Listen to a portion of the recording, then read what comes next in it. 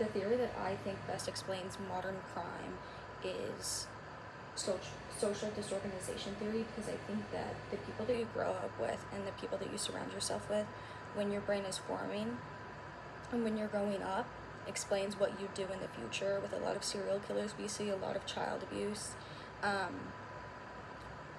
in their childhoods, and a lot of ignored signs.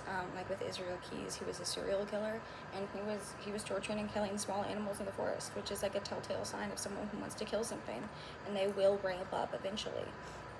And he was killing and torturing animals in the forest, and everybody in town knew about it, but nobody said anything.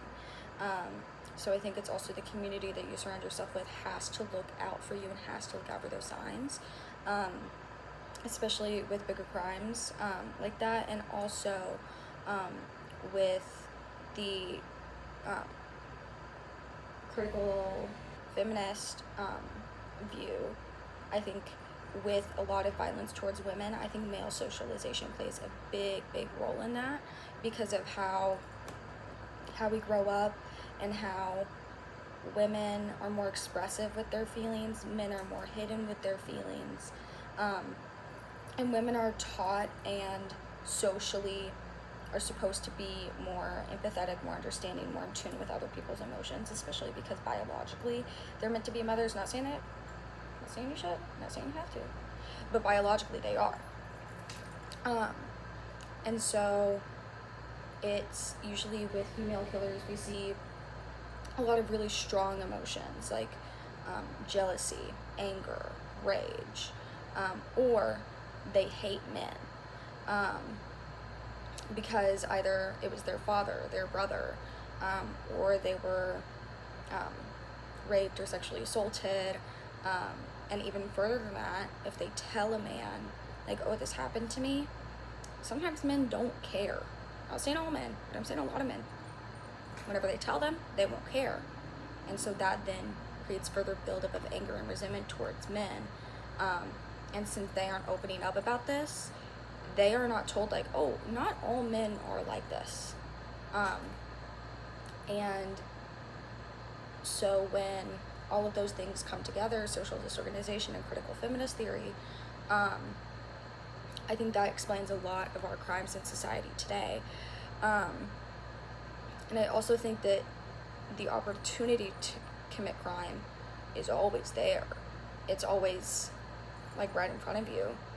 But because of social norms and things like that, you're not going to commit the crime. Also because of the punishments that could await you if you get caught. Like, for example, I see a car, the door is open, the key's in the car, nobody's in it.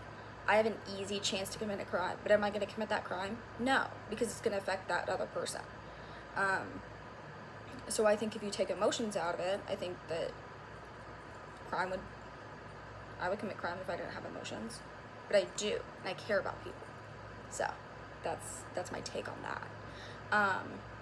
But specifically with social disorganization theory, growing up, I had really good male figures in my life and really good female figures in my life. So I don't have any resentment towards those genders.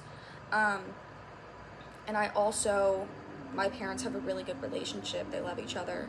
And so that's my example of love. But whenever other people, their parents are fighting all the time, or their mom hits their dad, or their dad hits their mom, that's how they view love, and they subconsciously or consciously seek that out in other relationships. And so I think that's a big reason for why victimization happens in interpersonal relationships, and why the cycle of abuse happens. I know I'm kind of jumping all over the place, but Neil told us to talk about our favorite theories, so I'm going to talk about my favorite theory. But I also think that with critical feminist theory and male socialization, they're also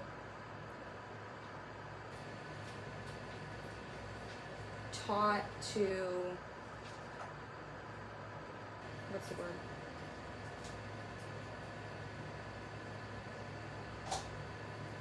Oh, they're taught to hold their emotions back, and when you teach men that and they keep it all in, they're gonna release it on something, whether it be committing violent acts on women or men. Um, and it could be violence that they might be displaying in front of their family in their home lives, but they're fine in their work lives.